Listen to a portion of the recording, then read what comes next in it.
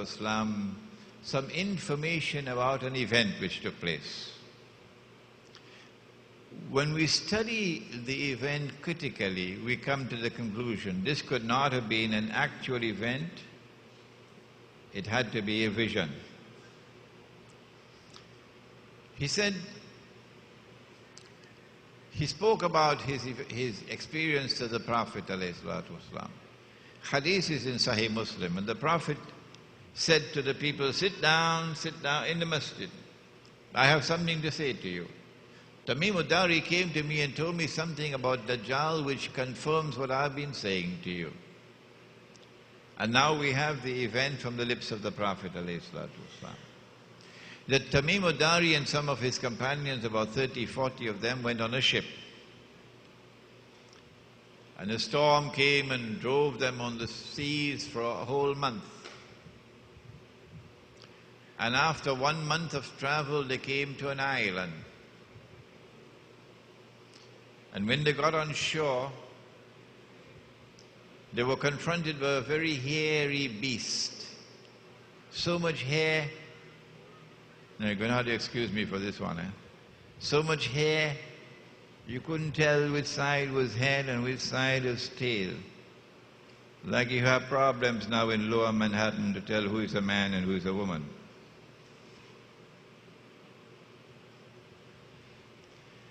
And then the beast spoke and said, I am Jassasa, wala tajassasu, Suratul Hujurat, a spy. And said, there's someone waiting to see you, pointing to a monastery which is lying in ruins. So number one, an island, which is about 1 month's distance from the Arab world.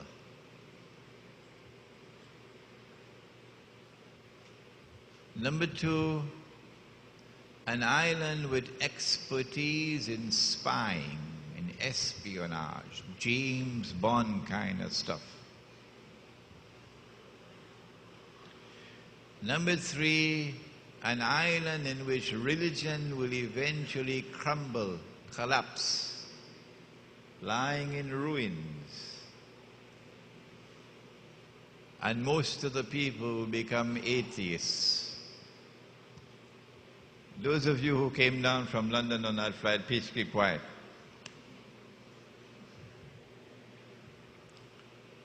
So they hurried to the monastery which was lying in ruins. And there they came across a man, powerfully built, in chains, with his hands chained to his neck and his feet chained. If a burglar enters into your home and you catch hold of him, that's the best way to tie him up.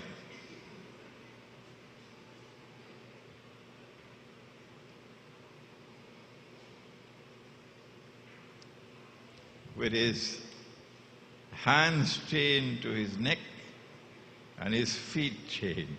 You okay when you have him tied up like that?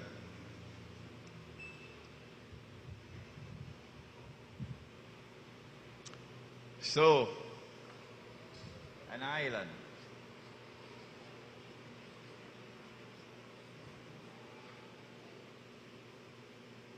One month.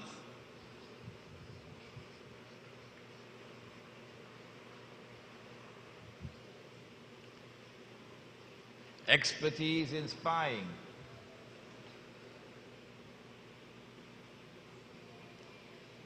Collapse of religion.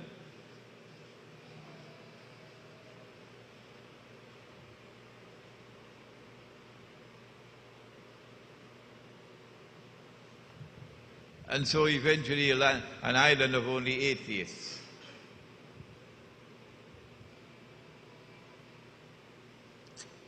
And there was Dajjal in chains. And he said, I am Dajjal. And he began to question them. Has the Arab prophet come as yet to Medina? The Arab prophet. They said yes. And he asked a number of other questions, and I want you to study those questions carefully now. Do the work that I don't have the time to do anymore. He asked, is there any water left in the Sea of Galilee? And they said yes. And we will, I think on Monday or Tuesday, return to the Sea of Galilee. And then he announced that I am Dajjal, and when I am released, so up to this moment, he is not yet released into the world. This is Medina. This is the beginning of the period of Medina. When I am released, I will enter every town and every city, which is why we chose Barakpur, because this is a village. When I am released, I'll enter every town and every city.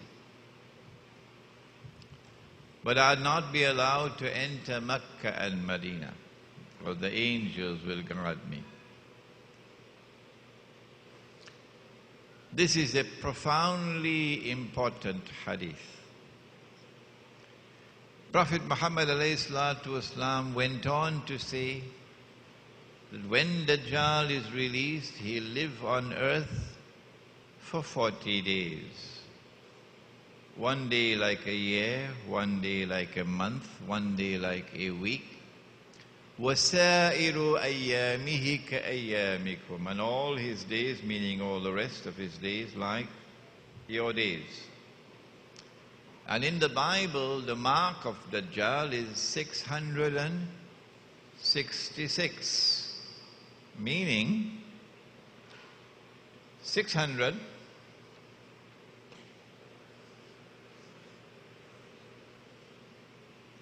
and then 60 and then 6. And our Prophet says, a day like a year, that's the 600.